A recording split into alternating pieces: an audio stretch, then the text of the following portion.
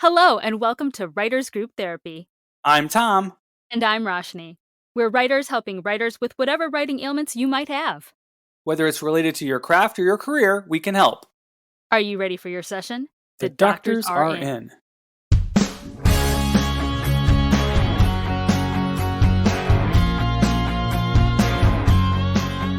Welcome to the show. Today we have a really interesting writer with us. His name is Zimran Jacob. He's currently a freelance writer, but his recent credits include October Faction on Netflix, The Punisher. He's also worked on Narcos and Hemlock Grove in various capacities, which we'll get into. But thank you for coming on the show, Zimran. Yeah, thanks so much for having me. So, I said various capacities because your credits are interesting. You go from the finance department to working as a showrunner's assistant over the course of about 5 years. So, starting at the beginning, how did you get into the business and specifically with the finance stuff? Was it always your intention to become a writer? I mean, yeah, I was always interested in being a writer, funny enough. So I worked on sets for 3 years as a PA. And, I really appreciate people that can do that and are passionate about that kind of work. And, for me, I always wanted to be a writer. So in 2015, I was actually playing a pickup basketball game. And one of the people playing with us was an executive producer on the show Hannibal. And, I think I said to him, hey, I really, really, really, really want to be a writer. And he just liked me a lot. So he hired me in the finance department at a studio called Gaumont. And so there we worked on Narcos, Hannibal, Hemlock Grove, F is for Family. And, a lot of that stuff was like accounting and sending out checks and assets and audits and all the fun stuff that comes with doing finance. But everybody there knew I wanted to be a writer. So everybody there was extremely supportive. And I made some lifelong friendships and connections there. But you didn't have a finance background going in? I did have a little bit of a finance background. I studied finance at UCLA, and then I also was I worked as at a financial advising company, and it played into me getting hired, but not as much of a role as knowing the right person at the right time. And from there, I kind of networked with a lot of the executives. I mean, all the executives tended to like me at the company, so they all supported me as a writer. And my boss was super supportive, and my company was a very, very good company, Gaumont Television. How big a company was that? I believe it was about 25 people at the time that I was there. And everybody was very nice, a very good corporate culture that supported people in what they really wanted to do. And a lot of my conversations took me to discussing with an executive who's now at Apple TV, one of the heads at Apple TV, that I wanted to be in the writer's room. And she said, the way that people are going to take you seriously is once you're in the writer's room. It's going to be hard to get representatives' attention from outside of the writer's room. And lucky enough, one of the executives that we used to work with was starting to run his own show, and it was The Punisher for Marvel and Netflix. And because that executive liked me, she referred me to that showrunner. And that showrunner met me on Monday, and I was hired on Tuesday. And so it was a very fast process after I'd worked at Gaumont for about a year. And that was kind of how I really broke in. Basically 2 executives just saying, you know what, this guy, let's take a chance on this guy and see what happens. Oh, wow. That is like the classic Hollywood success story, like just major serendipity, being in the right place at the right time. I mean, that's amazing. It's funny. I heard a story about a woman who was at a chocolate shop recently that that met, I think it was David Milch. And, that my take was much less serendipitous, to be honest. I was a basketball player in high school, so I was like, okay, cool. This is going to be a thing where I'm going to get invited to a lot of basketball games and be able to play at a semi-decent level. And it was a lot of, people that I was interested in meeting, a lot of industry people that could kind of mentor me and have still to this day taught me a lot. So, I mean, there was some serendipity to begin with. I met my first boss at a sushi restaurant, Oh, wow. and there was a little bit of serendipity there. But from then on, I was kind of a little bit more strategic about how I met people. That's amazing. So you said The Punisher was your first writer's room experience. Yes, it was. And did you have to like, was there like I mean, I guess writers don't audition, but you know what I'm saying? Was there some sort of vetting process, or they were just like, this guy's cool, throw him in, and they didn't make you write any specs or do anything else to like kind of, basically audition for the position? No, I mean, it was an interview. At my level, you don't really have to have a spec or anything. Mhm. I've met showrunners that want to see a spec for somebody that they're hiring for support. Um, and, I've gotten meetings off of those scripts as well. But in that case, it was, how do you like the brand? I was like, I was in love with Daredevil, and my passion kind of showed through um, in just the discussion of the show itself. And I also I had gone to Chapman on a full scholarship, and I think that also impressed them, the showrunners and the executive producers, for a number of reasons. But one, because I didn't I didn't financially burden my parents. And Chapman's a good school, so that's a really good one to have on your resume too. Yeah, yeah, it's I mean, I love Chapman. It's like a magical school to be a part of. And yeah, like it was just pure magic that every day it was like, oh, we're watching, here's a class on 70s cinema, some of my favorite movies, or like, here's like the history of film. And, you know, I didn't really appreciate the pre 1945 films before while I was in Chapman. They were some good, films to fall asleep to. Mhm. But I think that, every class I learned so much, and then yeah, later on I started to appreciate a little bit more the films that they tried to show us at Chapman. I mean, and yeah, like I worked with David Ward at Chapman, who was amazing. I worked with oh my gosh, one of my professors. I'm blanking on his name right now, which is terrible because he was an amazing I'm professor. sure he's listening right now Yeah. going, He's like, how could you do this? Zimron! I put in so much effort into being your teacher, and now I'm going to find him.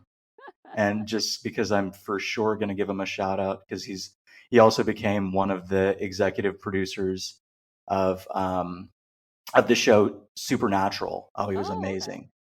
And I'm embarrassed that I've forgotten his name. And his name was, let's see.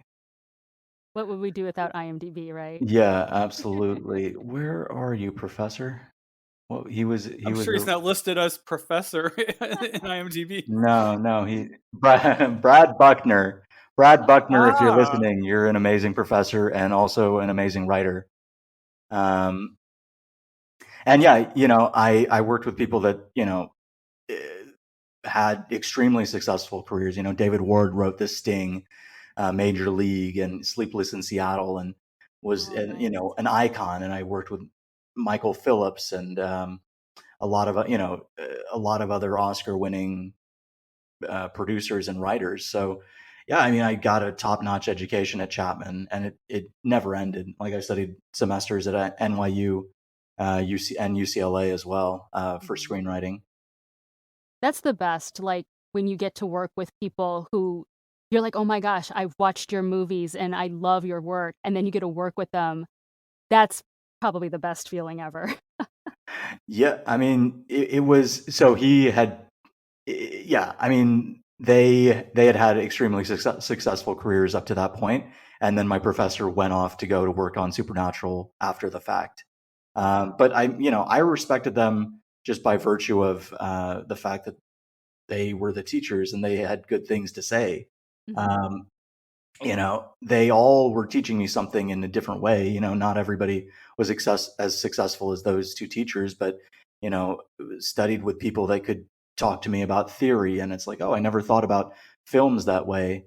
and here's like a paradigm of the way that a film is structured, the sequence method, like, dramatic tension and all these kinds of things that were so invisible to me as I was a young cinephile. But once they kind of broke down the theory, took me to a different level in my writing. Oh, wow. Wow. That's awesome. Now, full disclosure, we met on Twitter Yeah. because you had a tweet where you said, "Hey, I just got a bunch of followers. I want to pay it forward." And I was like, "Hey, you want to be on our show?" So that's Yeah. why you're here. You mentioned in your tweet thread that you had entered a contest, and you're going to have to tell us. It's WAN. I'm not sure what that stands Yeah. for. It's the Writers Assistant Network Fellowship. So Ah. I was friends with this guy who was, I think he's a genius. And I don't know if they still do the competition. Hmm. But he was like, yeah, I just kind of grassroots started a networking group for support staff, for writers assistants and showrunners assistants and script coordinators and writers PAs. And before I was even in the room, I was like, okay, this guy is a genius. I want to know more about him. And we became friends. And then, a few years later, I won his competition. Um, and the program was amazing. I mean, a lot of people from that program have been staffed and worked on some gigantic shows and been staffed multiple times over, and gotten episodes on big AMC shows and everything. That's Um, awesome. so yeah, it's the Writers Assistant Network. I hope they still do it. I think it might be on hiatus, but it's an Mhm. amazing program and it's an amazing uh, opportunity for people. You know, what they did was it was a workshop. You take two scripts and you workshop them, and then you work with another amazing organization called Roadmap Writers, Mhm. who specifically tries to get people represented by agents and managers. Were they two originals, or was it like one spec, one original, or two specs, or? It was two originals. I Okay. think that specs are losing their currency value these days. I think this is a point of discussion, at least for me lately on Twitter and other medium, uh, or I guess other media. Uh, but I think that specs, there's fewer competitions or fewer fellowships that are taking specs. I was a semifinalist at Austin with a spec, and the managers don't really care too much about it. So I think that the ceiling on a spec is much lower. With a pilot, it's harder to do a pilot, but you can staff with it, you can sell it, and maybe you can get an OWA with it. Whereas a spec, maybe you can staff on it, maybe you can get into a few competitions with it. But yeah, I mean, that was one of the things that I liked about the Writers Assistant Network, is that it was two pilots that they help you polish. You get a whole room full of notes, and then now you have two specs that you can take out for representation. That's just nice, yeah. Yeah, So you mentioned that from that contest, you had some really good networking. So how yeah. were you able to leverage that? Because I know with a lot of, we've got a lot of listeners who will enter various contests, and your mileage may vary as far as what happens after you win or if you place. Because sometimes, you just win and then that's it, like nothing happens. So what happened in your experience, and how were you able to take that networking to the next level? Yeah, I mean, I think that when we had people come in and give notes on our scripts, there was a showrunner who I love to death, and another executive producer who I also love to death, who were staffing a show, who were just hiring people for a show, and they just said, "Hey, look, like we want, we're looking for some support staff, and you guys could be perfect." And after I was, that was kind of, I was like, okay, cool. I was a little bit hesitant to be support staff again, just because I wanted to move up. Um, I think, anyway, so, but, I put my resume in the pile, and I saw those two executive producers in the parking lot. And I just said, hey, you know what? Really appreciate your time. Thanks so much. And the next day I got a call, and it was one of the executive producers. And he was like, hey, you're the guy that said thank you. I'm like, yeah. And he's like, do you want to work on my show? I was like, okay, sure, like why not? I'll be on Wow. your show. You have really good luck. Wow. That was very lucky. I mean, it wasn't exactly something that I was actively pursuing at the time. Like I wanted to get repped and I wanted to go staff on a show, but yeah, it just kind of happened very nicely, and that was, that's a once in a lifetime person to meet. He's like a nice showrunner that also is extremely creative and extremely passionate about his vision, and also, yeah, like a good person that appreciates when somebody says thank you. Yeah, it just Uh, goes to show good manners do pay off, oh right? my God, yeah. Yeah. There was another showrunner who's a really, really talented writer that told me many years ago, and at Austin, which I'll talk more about. Um, at the end of the project, it's gonna go or it's not gonna go. So yeah, I was saying I met an extremely talented executive producer at Austin, and very decorated as well. That said, after the project is done, it's gonna go on or it's not gonna go on, but the studio is going to make a decision on whether or not they want to work with you again. And he's like, why not just be nice to people?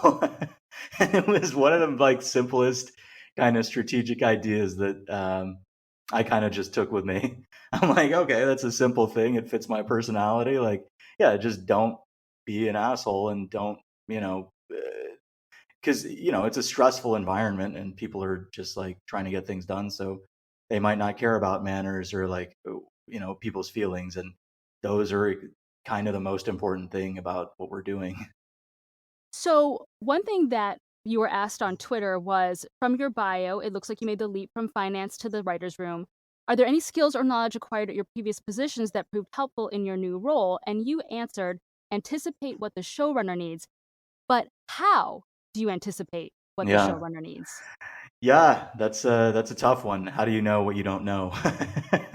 So you have to get experience. You really do have to get experience, and and also you can seek mentorship and just check in with other writers that have um, a little bit more time to kind of check in with you. The showrunner is an extremely busy person doing multiple things at a time, and you just want to make their life as easy as possible. And so, how do you anticipate their needs? You can ask people, "Hey, what should I? Is there anything else that I can do for my boss?" You can touch base with the upper levels. Be like, "Hey, like, is there any way we can take some work off of the showrunner's hands?" And yeah, I mean, what would be useful? What's going to be on the plate? Like, is printing out a schedule going to be helpful? Do they need notes for a meeting that they're going to take? Like whatever it might be. Yeah, I wish I wish I had a few more specifics, but it's I mean, I don't want to use the riding a bike analogy, but it is kind of it's very intuitive, and it takes some practice and some time. But if any starting showrunners assistants or any support staff ever need any help with that, just feel free to DM me on Twitter. And I'm more than happy to help at zimronjacob.com. That's very kind of you. So, looking at the shows you've worked on, whether you were working finance or in the writers' room, Narcos, The Punisher, Hannibal, October Faction, Hemlock Grove, a lot of dark, a lot of serious drama, sci-fi Yeah. type of stuff. Is that where you like to write? Is that the kind of stuff you write when you're writing, or do you have other aspirations in genres and things? Yeah, I kind of love that. I love dark crime. I'm interested in. I mean, I love Narcos. It was like, a lot of people compare it to Goodfellas. I kind of compare it to Apocalypse Now because there's this megalomaniac in a distant land that's, causing a problem for the U.S. government. And I think that Narcos is one of my favorite shows of all time, and I love The Punisher. I specifically had the luck of scoping that show out, falling in love with the Punisher character. Being a huge fan of that showrunner, and also a fan of John Bernthal, who is now extremely talented and an amazing film star. And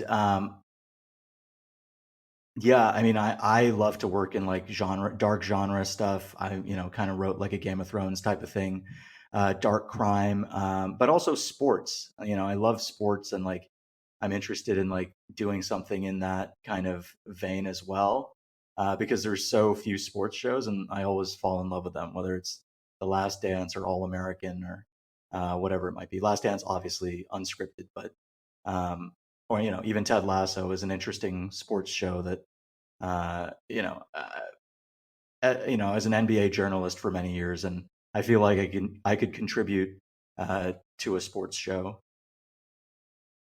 I wonder if anyone's done a sci-fi sports show. That would be cool. There's Rollerball. There you There's go. Rollerball, which is sci-fi sports. I wanted to do one that was like a Pixar sci-fi sports, but I think they're very insular. So So, you have this pretty amazing, Hollywood story that we're all kind of, I don't say a little jealous of, but it's great. People always ask, how do you get into the business? And it's like, well, play basketball. But no, what advice? If you had to give a couple like top 3 tips on, especially because you're in TV, which is even harder to get into than writing film. What would you say as far as those go? Ooh, top 3 tips. I mean, I think it's all about your network is probably the first one. Your passion, Which has been really hard lately because we don't get out now.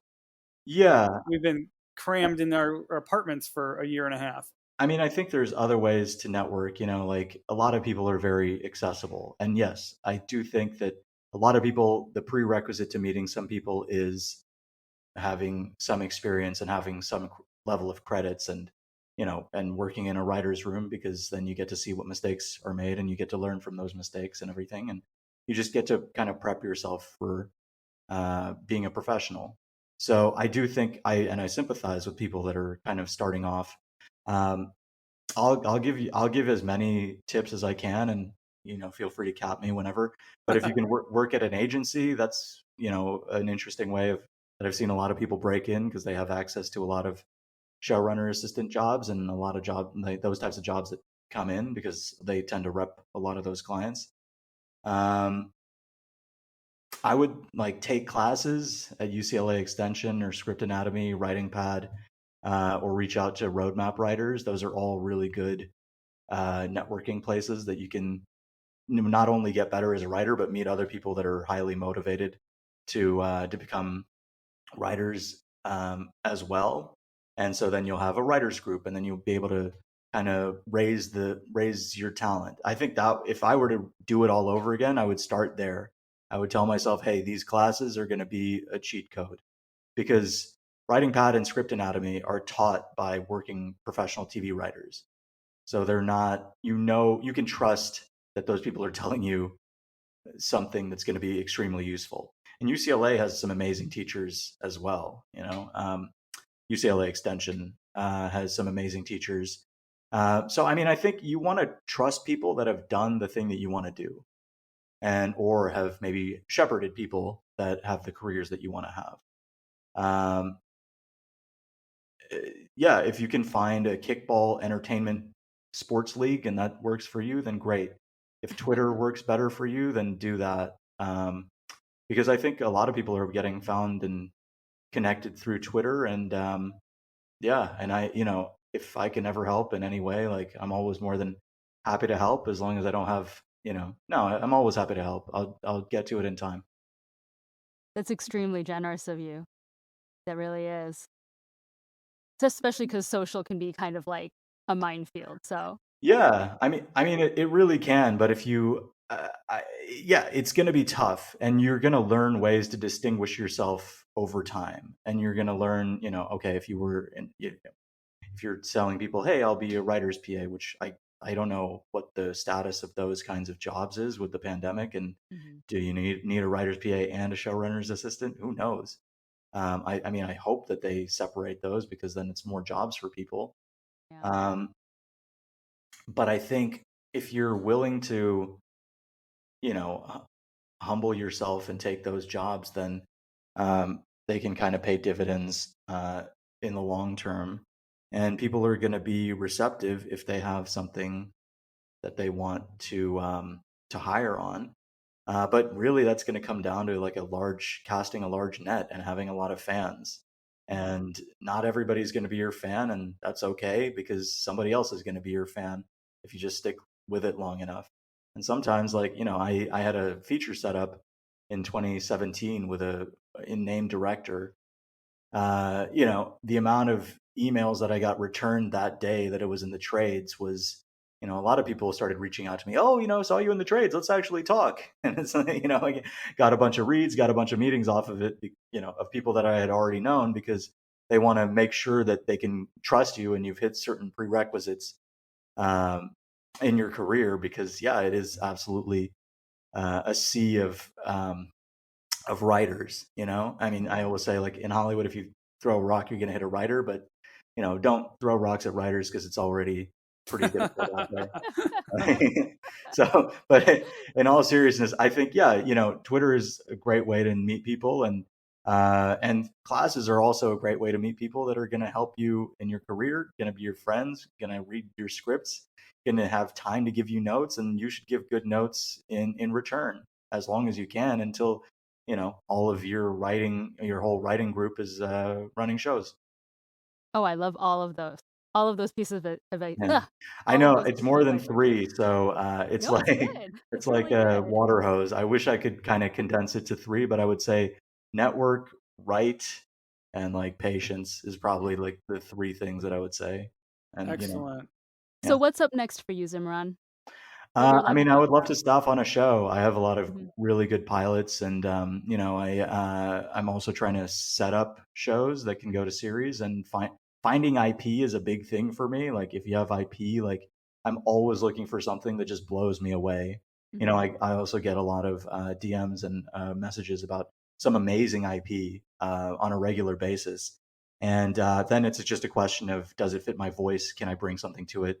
Can I get people excited about me potentially doing that IP? Yeah, I get some beautiful stories, personal stories, elevated genre. I'm really interested in crime, but the 3 things that I say are staff, sell, produce, and that's the simplest way to kind of condense my priorities as far as really what I want to do.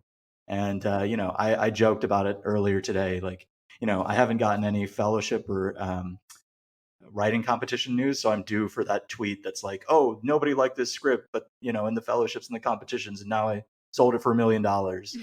Oh wow, yeah, that'd be great. So if people want to find you, how can they find you? So Twitter, I'm at zimronjacob.com. ZIMRAN as in Nancy, JACOB. And that's probably the most accessible way to find me. I'm also on Instagram as Zimmy Dreams of Movies. But if That's That's good. you, cool. it's like Jiro Dreams of Sushi. But yeah, Zimron Jacob on all social media. I'm probably more likely to interact with you on Instagram and Twitter. And yeah, I mean, I would like to become a bigger resource for people that are trying to break in, because I know a lot of people want to be in, and this is an extremely competitive industry. And I've on my last show, I hired a couple people in the support staff positions. Um, if I can do that in the future, I would love to do that for somebody that I meet. And I mean, yeah, like, if that would be something that I would love for people to stay in touch with me about, and I would love to give back. So many people have helped me throughout my career, and people that have reached, they always say, like, oh, well, anyway, like, people have reached so far down to help me just a little bit, and it has made a profound impact in my career. So if I can do that, and like I said, pay it forward and help other people, then I'm more than happy to do that, and I'm always going to do that, hopefully, for a 70-year career. That's Hear, hear. terrific. That's terrific. Thank you so much for being on our show, Zimran. Everybody make sure you check him out on social, and we will see you guys in a few weeks.